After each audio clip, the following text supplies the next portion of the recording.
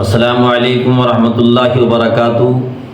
پریشانی اور غموں کو دور کرنے کا آسان نسخہ آپ کی خدمت میں پیش کر رہا ہوں۔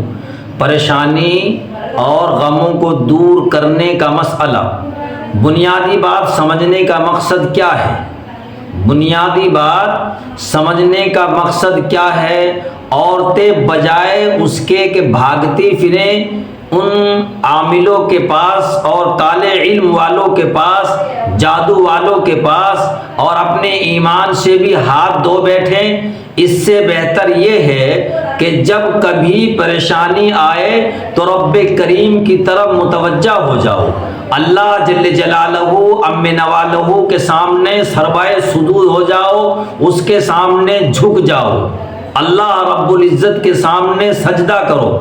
رب کی طرف متوجہ ہو جاؤ، نفلیں پڑھ لیجئے،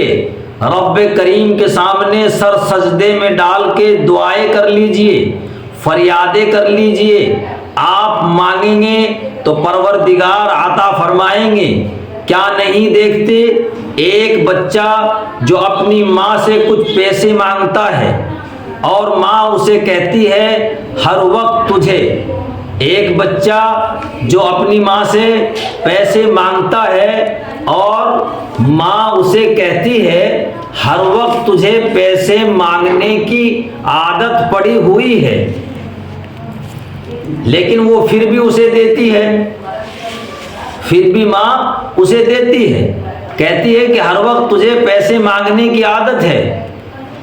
جا دفع ہو جا، میں تجھے نہیں دیتی۔ وہ بچہ ضد کر لیتا ہے، پھر مانگتا ہے،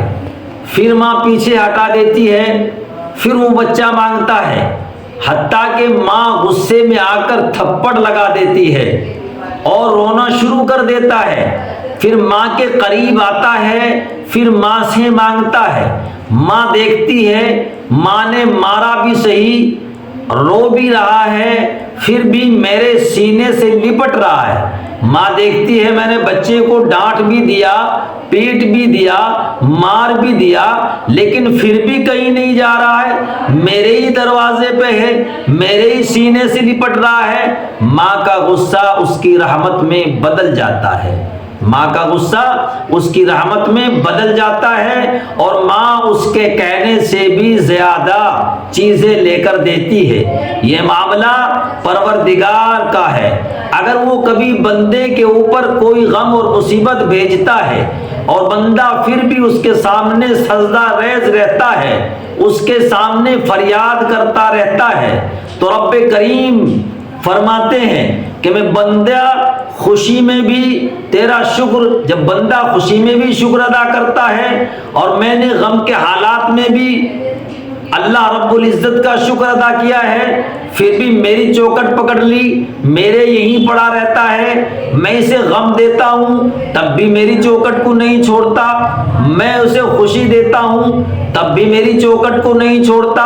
ہمیشہ میری چوکٹ پکڑ کر رکھتا ہے، میری چوکٹ پر پڑا رہتا ہے، پھر بھی میرے سامنے سجدہ ریز رہتا ہے، یہ میرے سامنے دامن پھیلائے بیٹھا ہے، اس نے مجھ سے تار جوڑ لیے۔ یہ غم کسی کو نہیں کہتا، اس کی آنکھوں سے آنسو روا ہوتے ہیں، تنہائیوں میں میرے سامنے روتا ہے، جب یہ کسی اور کو کچھ نہیں بتاتا مجھے ہی بتاتا رہتا ہے، تو یاد رکھ کہ میں پروردگار بڑی شان والا ہوں، لہٰذا پروردگار اس کی دعاؤں کو قبول کر لیتے ہیں اور غموں کو ہٹا کر خوشیاں عطا کر دیتے ہیں۔ اسی لیے صبر کرنے والے کا ہر آنے والا دن اس کے گزرے ہوئے دن سے بہتر ہوا کرتا ہے، اور بے صبری کرنے والے کا ہر آنے والا دن اس کے گزرے ہوئے دن سے بدتر ہوا کرتا ہے۔ تو ہمیشہ اللہ کا شکر ادا کرنا چاہیے، ہر حال میں اللہ غم دے جب بھی اللہ کی تعریف کریں، اللہ پریشانی دے جب بھی اللہ کی تعریف کریں، اللہ خوشی دے تب بھی اللہ کی وحدانیت کے گن گائیں۔ دینے والا اللہ ہے لینے والا اللہ ہے، غم بھی وہیں سے آتے ہیں، خوشی بھی وہیں سے آتی ہے۔ تو میرے کہنے کا مطلب یہ ہے اللہ کے دیے ہوئے پر ہر وقت مجھے اور آپ کو راضی رہنا چاہیے۔ اللہ مجھے بھی آپ کو بھی عمل کی سمجھ کی توفیق عطا فرمائے۔